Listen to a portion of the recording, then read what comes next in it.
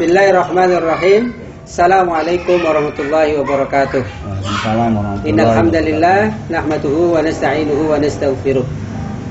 Jamaah rahimakumullah, hari ini kita akan bahas tentang bagaimana hak-hak dari istri yang harus dipenuhi dari suami yang tercinta. Banyak sekali hak-hak istri. Pada kesempatan ini mungkin ada beberapa hal yang ingin saya sampaikan. Yang pertama, ketika seorang suami mempunyai rezeki, maka wajib diberikan kepada istri. Maka engkau memberinya makan, hai suami, berilah makan untuk istrinya. Berarti dalam hal ini, istri punya hak untuk mendapatkan makanan atau nafkah dari seorang suami. Bapak Ibu yang saya hormati, kemudian kewajiban seorang suami yang berarti hak istri adalah memberinya pakaian apabila engkau berpakaian. Jadi apabila seorang suami pakaiannya bagus, tapi istrinya jelek, nanti besok akan diminta pertanggungjawaban oleh Allah Azza wa Jalla. Al-fakhidhu auratun. Paha itu adalah aurat. Maka apabila seorang suami memberi pakaian yang menjadikan istrinya pahanya kelihatan, itu juga akan dimintai pertanggungjawaban. Maka pakaian yang syar'i tentu adalah yang sangat disyariatkan. Jamaah rahimakumullah. Kemudian hak seorang istri yang berarti kewajiban seorang suami adalah mendapatkan kebahagiaan. Bapak Ibu yang saya hormati, kebahagiaan itu tentu adalah tidak sama antara satu orang dengan orang lainnya. Si A bahagia tapi mungkin B akan melihatnya tidak bahagia. Tapi kebahagiaan intinya adalah dari keikhlasan ketika menerima apa yang diberikan oleh seorang suami. Jamaah rahimakumullah. Hak selanjutnya adalah memperoleh ilmu agama. Jadi seorang istri itu mempunyai hak yang berarti merupakan kewajiban dari seorang suami.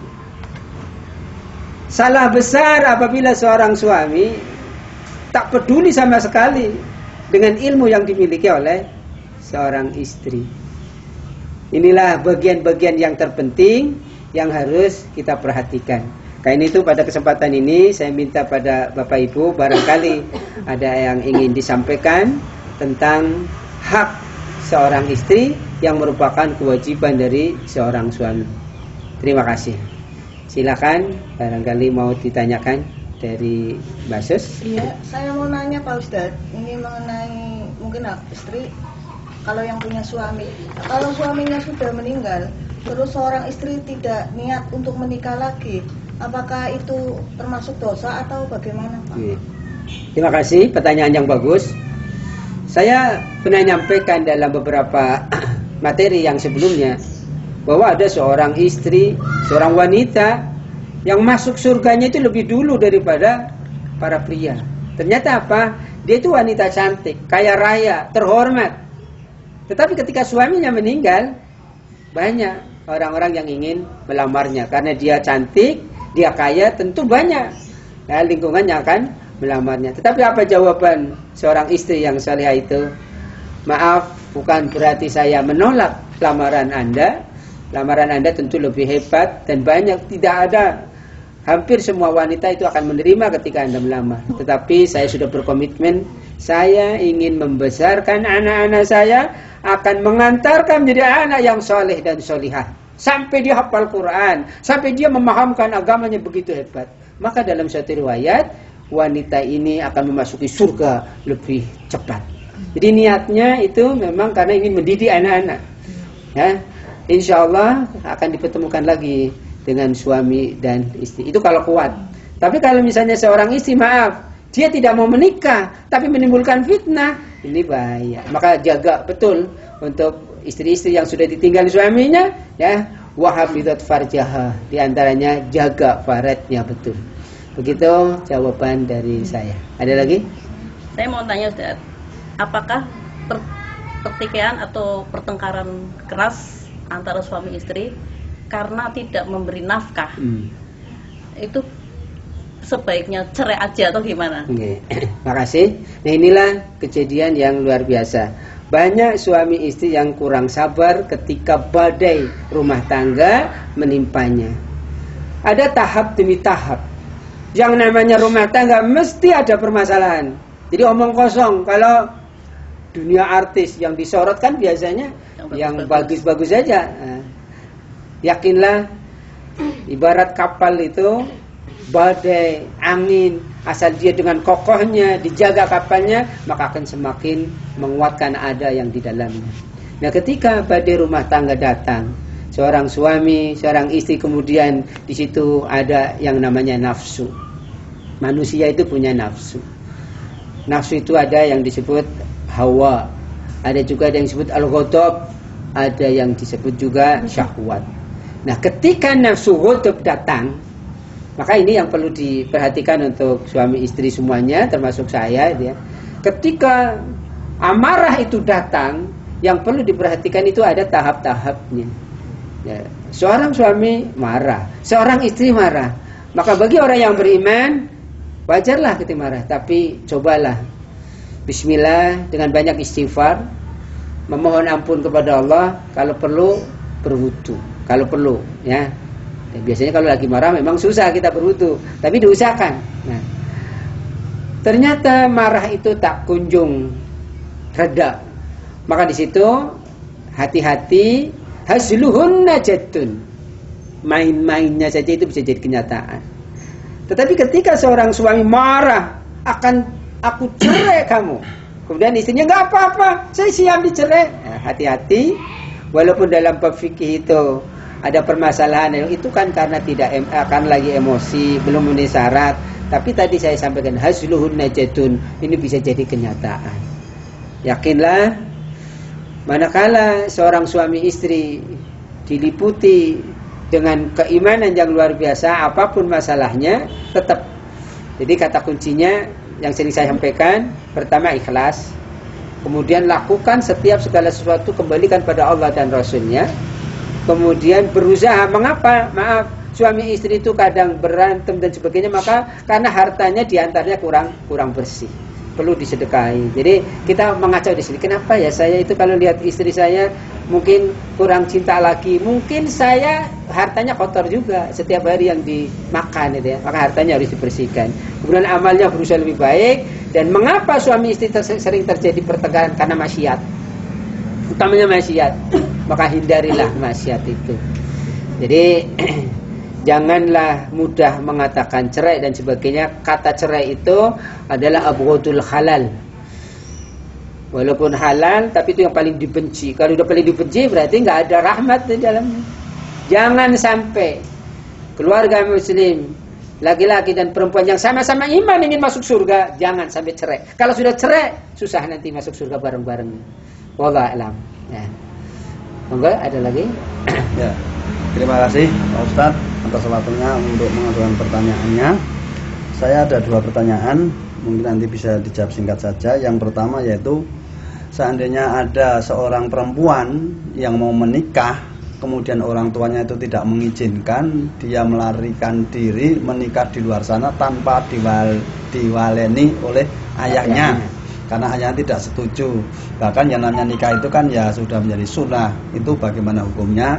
Yang kedua, apabila ada seorang wanita yang menikah itu hanya untuk menutupi suara-suara dari luar, negatif dari luar, misalnya karena hamil di luar nikah, sehingga dia menikah hanya biar orang tetangga tidak pada ribut, itu bagaimana hukumnya, sah apa tidak? 2 itu saja pertanyaan saya. Terima kasih atas jawabannya. Terima kasih jamaah rahimakumullah. Ini pertanyaan yang luar biasa dan sepertinya di masyarakat itu sudah menjamur. Bagaimana ketika istilahnya kawin lari gitu ya, kawin lari. Karena orang tuanya tidak setuju, dia akhirnya melarikan istrinya, kemudian nikah di luar sana. Inilah fitnah yang besar. Dan kalau hal ini diteruskan, yang dikhawatirkan adalah diangkatnya keberkahan dalam suatu rumah tangga. Memang pada saat itu cinta luar biasa, sampai orang tua nggak dianggap. Tetapi yang perlu diperhatikan keberkahannya sudah susah. Jadi banyak sih orang yang kawin-kawin lari gini. Taruhlah dia punya anak, punya apa, tapi yakinlah selama orang tua belum memberikan restu, tapi terus berusaha, nah, memohon kepada Allah. Bagaimana tip-tip agar orang tua memberi restu? Tentu ada perbuatan-perbuatan, diantaranya doa dan sebagainya. Dan apa yang menjadi mengapa orang tua tidak restu? Tentu orang tua itu kan ingin agar anaknya bahagia. Mungkin menurut dia kalau sama dia nggak bahagia. Jadi persamaan adalah bagaimana, apakah sah atau tidak. Dalam hal ini para ulama beda pendapat. Karena hukumnya darurat daripada perzinahan dan seterusnya, maka ada yang membolehkan. Maka ada wali hakim istilahnya. Atau mungkin salah satunya kita pakai kakak kalau punya kakak. Biasanya kan kakak sama orang tua mungkin ada beda pendapat, maka yang mewalikan adalah kakaknya. Nah ini, jadi ini bagian dari fitnah. Nanti mungkin suatu saat kalau sudah ada merebaknya generasi zina, itu enggak, yang ada itu diangkat keimanannya, keberkahannya sudah hilang dan sebagainya. Ini yang pertama. Yang kedua, innamal a'malu binniyat wa innamal likulli imri'in ma nawa. Ini hadisnya sahih. Sesungguhnya segala amal itu tergantung niat, dan orang akan mendapatkan sesuatu itu tergantung niatnya. Nah, ketika seseorang meniatkan karena hanya untuk menutupi aib, berarti dia niatnya enggak ikhlas. Dia bisa juga dikatakan ria. Ini yang paling dikhawatirkan oleh Rasulullah. Yang paling aku khawatirkan adalah kau melakukan syirik kecil. Apa itu syirik kecil? Ria. Nah, utamanya adalah ketika keadaan fitnah seperti ini, udah niatkan karena Allah. Ya Allah, saya sudah berbuat dosa, berbuat maksiat, saya bertobat ya Allah, saya bertanggung jawab ya Allah. Dan lanjutkan. Jadi niatkannya jadi itu diperbaharui, ya, niatnya diperbaharui, tidak untuk menutup, tapi memang benar-benar harus menyelamatkan. Bagaimanapun saya telah berbuat, maka harus bertanggung jawab. Masalah hukum utamanya adalah nanti dari Allah Subhanahu wa taala. Intinya dalam kitab fikih, memang kalau keadaan yang seperti ini asal yang jadi suami yang telah melakukan itu enggak masalah. Yang menjadi masalah kan nanti perbuatan sama orang, nah, terus yang lain yang jadi suami untuk menutupi. Nah, ini yang bagian dari kekurang terbukaan. Mungkin ini yang menimbulkan fitnah selanjutnya. Wallahu a'lam bishawab. Mungkin saat ini sampai di sini dulu. Kita memohon kepada Allah agar suami istri kita dilindungi oleh Allah Subhanahu wa taala. Allahumma alif baina qulubina wa aslih dzata bainina wahdina subulas salam. Rabbana atina fid dunya hasanatan wa fil akhirati hasanatan wa qina adzabannar wa adkhilnal jannata ma'al abrar ya aziz ya ghaffar. Subhanaka Allahumma wa bihamdika asyhadu an la ilaha illa anta astaghfiruka wa atubu ilaik. Wa lakum minkum. Assalamualaikum warahmatullahi wabarakatuh.